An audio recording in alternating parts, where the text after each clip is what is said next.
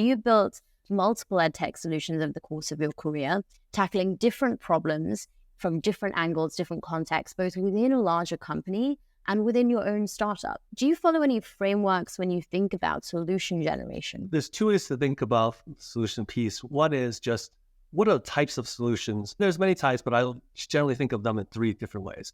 Either you have something that's better. Let's say you have a boot camp and you decide, I want to go do a boot camp with a job guarantee. So that's a better solution, right? A better mousetrap, right? And maybe you can charge more for it, or it's improving on the outcomes. It could be faster. Many of our ed tech companies create tools or ways to build things.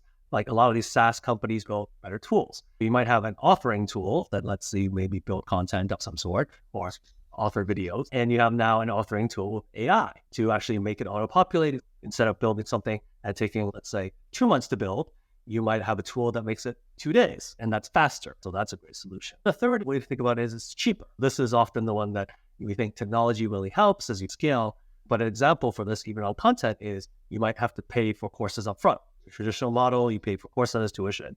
And then the MOOCs came out and said, you know what? It's free, right? And then you pay at the end if you want to convert, if you succeed, so on and so forth. So those are typically three ways. They're not mutually exclusive. So you might be able to come up with something that's better and faster. And of course, if you can come up with something that's better, faster, and cheaper, you hit the trifecta. That's one way, is just thinking about the types of solutions. And then as you think about those types, there's many different processes, whether it's design thinking, opportunity canvas, old-fashioned just brainstorming on a whiteboard. One of the ways that I like to do it, because I'm an ex-consultant and a little frameworky, is I like this model called jobs to be done. And this came from Clayton Christensen at HBS. The idea is that basically customers hire products or services to get a job done. So if we can understand what is that job that customers are trying to go hire us to do, we can have a better understanding of ways in which we might be able to solve them and why that's a pain point. In the same way, employers hire employees to do jobs.